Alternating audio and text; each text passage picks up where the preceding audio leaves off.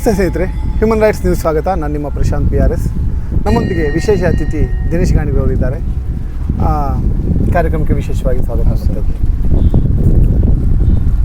ಹೋರಾಟ ಮಾಡಿನೇ ಒಂದು ಜೀವ ಹೋಯಿತು. ಈಗ ಚಂದಪ್ಪ ಗೌಡರು ನಿನ್ನೆ ವಿಧಿವಶರಾಗಿದ್ದಾರೆ. ಈಗ ಅವರ ಮನೆಯವರಿಗೆ ದುಃಖ ಭರಿಸುವಂಥ ಸಾಧ್ಯತೆ ಬಹಳ ಕಮ್ಮಿ. ಅಂದರೆ ನೀವು ಸಮಾಧಾನ ಮಾಡಿಕೊಳ್ಳಿ ಅಥವಾ ದುಃಖದಿಂದ ಮುಕ್ತರಾಗಿ ಅಂತ ಹೇಳೋದು ಬಹಳ ಕಷ್ಟ. ಯಾಕಂದರೆ ಇನ್ನೂ ಅಂಥದ್ದೇನು ಏಜ್ ಆದಂಥವರಲ್ಲ. ಈ ಬಗ್ಗೆ ಹೇಳೋದಾದರೆ ತಾವು?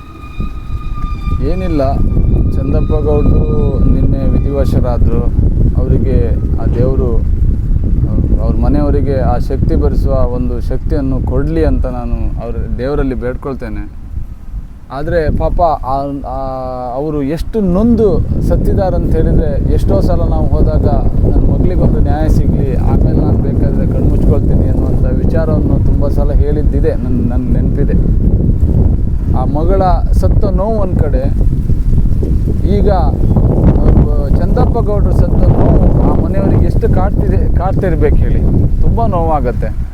ಒಂದೊಂದು ಸಲ ಈ ವ್ಯವಸ್ಥೆಗಳನ್ನ ಯೋಚನೆ ಮಾಡಿದರೆ, ಅಂದರೆ ಬಡವನಾಗಿದ್ದವರಿಗೆ ಇಷ್ಟೇನಾ ಅನ್ನೋದೊಂದು ಪ್ರಶ್ನೆ ಬರುತ್ತೆ.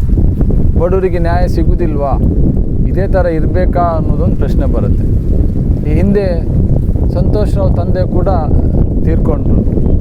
ಹಲವು ವಾರಗಳ ಹಿಂದೆ ಸಂತೋಷ್ ರಾವ್ ತಂದೆ ಕೂಡ ತೀರ್ಕೊಂಡ್ರು. ಎಲ್ಲೋ ಒಂದು ಕಡೆ ಎನ್ಸ್ಕೊಳ್ತದೆ ಏನೋ ಒಂದು ಸಮಸ್ಯೆಗಳಾಗ್ತಿದೆಯೇನೋ ಅವರಿಗೆ ಅನ್ನುವಂಥ ನೋವು ಆಗ್ತಾಯಿದೆ. ಎರಡೂ ಮನೆಯಲ್ಲಿ ಸಾವಾಗಿದೆ. ಹೌದು, ನೋಡಿ, ಆರೋಪಿ ಅಂತ ಯಾರನ್ನ ಅರೆಸ್ಟ್ ಮಾಡಿದಾರೋ ಅವನು ಆರೋಪ ಮುಕ್ತನಾಗಿ ಬರೋರೊಳಗಡೆ ತಾಯಿನ ಕಳ್ಕೊಂಡ ಸಂತೋಷ್ ರಾವ್. ಆರೋಪ ಮುಕ್ತನಾಗಿ ಏನೋ ತನ್ನ ಜೀವನ ಕಟ್ಕೊಳ್ತೀನಿ ಅನ್ನೋ ಸಂದರ್ಭದಲ್ಲಿ ತಂದೆನ ಕಳ್ಕೊಂಡ. ಈ ಕಡೆ ಸೌಜನ್ಯ ಮನೆಯವರು ತುಂಬ ನೋವಿನಿಂದ ಸೌಜನ್ಯನ ಕಳ್ಕೊಂಡಿದ್ರು. ಆ ಒಂದು ನೋವನ್ನು ಏನೋ ಒಂದು ಕಡೆ ನ್ಯಾಯ ಸಿಕ್ಕಿ ಆದರೂ ಆ ನೋವನ್ನು ಮರೆಯೋಣ ಅನ್ನುವಂಥ ಸಂದರ್ಭದಲ್ಲಿ ಅವ್ರ ತಂದೆನ ಕಳ್ಕೊಂಡ್ರು, ಚಂದಪ್ಪ ಗೌಡನ ಕಳ್ಕೊಂಡ್ರು. ಇದೆಲ್ಲ ನೋವು, ತುಂಬ ಭರಿಸಲಾಗದ ನೋವು ಅದು. ಯಾಕಂದರೆ ನಾವು ಏನೇ ಹೇಳ್ಬೋದು, ಸಮಾಧಾನ ಪಡ್ಕೊಳ್ಳಿ, ಸಮಾಧಾನ ಆಗಿ ಅಂತ. ಆದರೆ ಇಂಥ ಒಂದು ಸಮಸ್ಯೆ ಯಾರಿಗೂ ಬರಬಾರ್ದು, ನಮ್ಮ ವಿರೋಧಿಗಳಿಗೂ ಕೂಡ ಇಂಥ ಒಂದು ಸಮಸ್ಯೆ ಆಗಬಾರ್ದು ಅನ್ನೋದು ನನ್ನ ಅನಿಸಿಕೆ. ಆದರೆ ಈ ಸಮಾಜ, ಈ ಕಾನೂನು, ಈ ರಾಜಕೀಯ ವ್ಯವಸ್ಥೆಗಳು, ಈ ಸರ್ಕಾರ ಇದನ್ನೆಲ್ಲ ನೋಡಿದರೆ ತುಂಬ ಬೇಜಾರಾಗುತ್ತೆ. ಬಡವನಿಗೆ ನ್ಯಾಯ ಸಿಗೋದೇ ಇಲ್ವಾ ಈ ದೇಶದಲ್ಲಿ ಅನ್ನುವಂಥ ಒಂದು ನೋವು ಎಲ್ರಿಗೂ ಕಾಡುತ್ತೆ.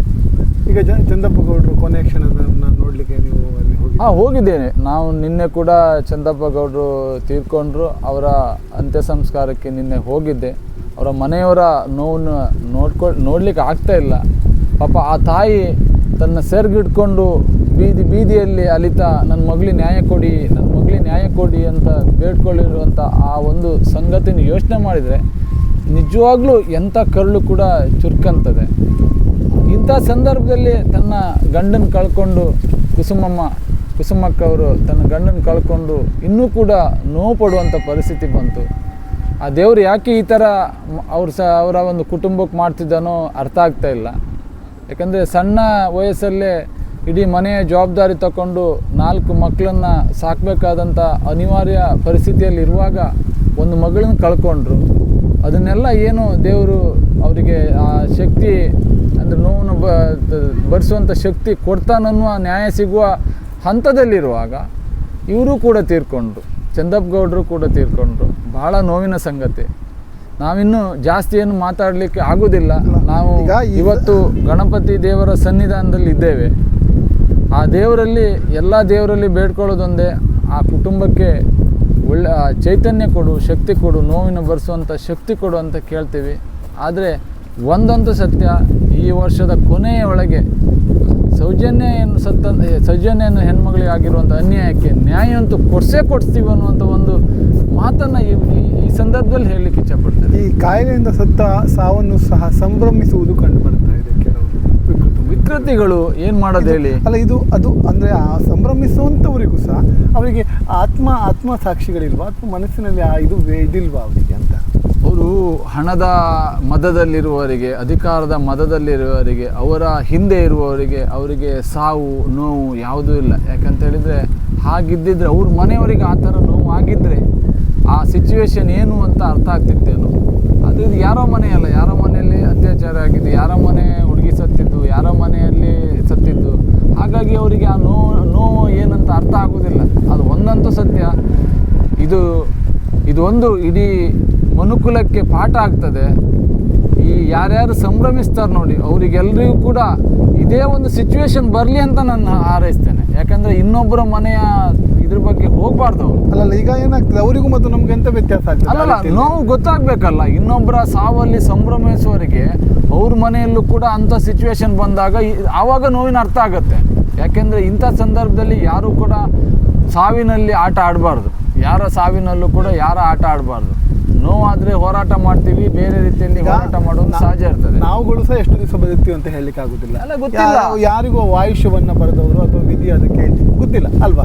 ಅಂತ ಸಂದರ್ಭದಲ್ಲಿ ಅದನ್ನು ಸಂಭ್ರಮಿ ಅವರೇ ಆಗಲಿ ನಾವೇ ಆಗಲಿ, ಅವರ ಸಾವಾಗಲಿ ನಮ್ಮ ಸಾವೇ ಆಗಲಿ, ಅದನ್ನು ಸಂಭ್ರಮಿಸುವುದು ಅಷ್ಟೊಂದು ಒಳ್ಳೇದಲ್ಲ ಅಂತ ಅನಿಸ್ತದೆ. ಅಲ್ಲ, ಎಲ್ಲದಕ್ಕೂ ಉತ್ತರ ಸಿಗುತ್ತೆ ಅವರಿಗೆ. ಯಾಕಂದರೆ ನಮಗೆ ಇವತ್ತು ಕೂಡ ಕಾನೂನು ಇರ್ಬೋದು, ನಮ್ಮ ರಾಜಕಾರಣಿಗಳಿರ್ಬೋದು, ಸರ್ಕಾರದ ಎಲ್ಲದ ಮೇಲೂ ನಂಬಿಕೆ ಹೋಗ್ತಾ ಬಂದಿದೆ. ಆದರೆ ದೇವ್ರ ಮೇಲೆ ನಂಬಿಕೆ ಹೋಗಿಲ್ಲ. ನಮಗೆ ಅಣ್ಣಪ್ಪ ಮಂಜುನಾಥ ಸ್ವಾಮಿ ಮೇಲೆ ತುಂಬ ನಂಬಿಕೆ ಇದೆ, ಅಪಾರವಾದ ನಂಬಿಕೆ, ಗೌರವ ಇದೆ. ಆ ದೇವರೇ ನಮಗೆ ನ್ಯಾಯ ಕೊಡಿಸ್ತಾನೆ. ಈ ಸಂಭ್ರಮಿಸುವವರಿಗೆಲ್ಲ ಒಂದಿನ ಶಿಕ್ಷೆ ಕೊಡ್ತಾನೆ. ಅದಂತೂ ಕಟ್ಟಿಟ್ಟ ಬುದ್ಧಿ. ಅದನ್ನು ಅವ್ರು ಅರ್ಥ ಮಾಡ್ಕೊಳ್ಬೇಕು. ನಾವು ಕೂಡ ಕಣ್ಣೆದುರು ನೋಡಿದ್ದೇವೆ, ಯಾರ್ಯಾರು ಈ ವಿಚಾರದಲ್ಲಿ ಅನ್ಯಾಯ ಮಾಡಿದಾರೋ ಒಬ್ಬೊಬ್ಬರಿಗೆ ಒಂದೊಂದು ರೀತಿಯಲ್ಲಿ ಸಮಸ್ಯೆ ಆಗಿದ್ದನ್ನು ನಾವು ಕಣ್ಣಾರೆ ನೋಡಿದ್ದೀವಿ. ಇನ್ನು ಮುಂದೆ ಕೂಡ ಅವರಿಗೆ ಆ ದೇವರೇ ಶಿಕ್ಷೆ ಕೊಡಬೇಕಷ್ಟೇ, ಇನ್ಯಾರಲ್ಲ. ಆ ದೇವರೇ ಶಿಕ್ಷೆ ಕೊಡ್ತಾನೆ ಅನ್ನೋ ನಂಬಿಕೆ ನಮಗಿದೆ. ಅದಾಗತ್ತೆ, ಸದ್ಯದಲ್ಲೇ ಅದು ದಾರಿ ತೋರಿಸ್ತಾನಂತ ಹೇಳಲಿಕ್ಕೆ ಇಷ್ಟಪಡ್ತೇನೆ. ಇರಲಿ, ಅವರ ಆತ್ಮಕ್ಕೆ ಶಾಂತಿ ಸಿಗಲಿ. ಕೊನೆಯದಾಗಿ ನಮಗೊಂದು ಕನಸಿತ್ತು. ಪಾಪ ಸಂತೋಷ್ ರಾವ್ ತಂದೆ ತುಂಬ ಕಷ್ಟದಲ್ಲಿ ತನ್ನ ಮಗನಿಗೆ ನ್ಯಾಯ ಸಿಗಲೇಬೇಕನ್ನುವಂಥ ಹೋರಾಟದಲ್ಲಿ ಅವ್ರ ಮಗನಿಗೆ ಒಂದು ನ್ಯಾಯ ಸಿಕ್ತು. ಆದರೆ ಆ ನ್ಯಾಯವನ್ನು ಸಂಭ್ರಮಿಸಲಿಕ್ಕೆ ಅವರಿಲ್ಲ. ಅವರಿಗೆ ಆ ದೇವರು ಸದ್ಗತಿಯನ್ನು ಕೊಡಲಿ ಅಂತ ಪ್ರಾರ್ಥಿಸ್ತೇನೆ. ಹಾಗೆ ಸೌಜನ್ಯ ತಂದೆ ಚಂದಪ್ಪ ಗೌಡರು ಕೂಡ ತನ್ನ ಮಗಳಿಗೆ ಆದ ಅನ್ಯಾಯಕ್ಕೆ ನ್ಯಾಯ ಸಿಗ್ಬೋದಂತ ತುಂಬ 10-13 ವರ್ಷದಿಂದ ಹೋರಾಟ ಮಾಡ್ತಾಯಿದ್ರು. ಕೊನೆಯದಾಗಿ ಎಲ್ಲೋ ನ್ಯಾಯ ಸಿಕ್ಕಿದರೆ ಅವರು ಬಹುಶಃ ಆತ್ಮಸಂತೃಪ್ತಿಯಾಗಿ ಸಾಯ್ತಿದ್ರೇನೋ. ಆದರೆ ನೋವಲ್ಲೇ ಸತ್ತಿರಬೇಕು ಅಂತ ನನಗೆ ಅನಿಸ್ತದೆ.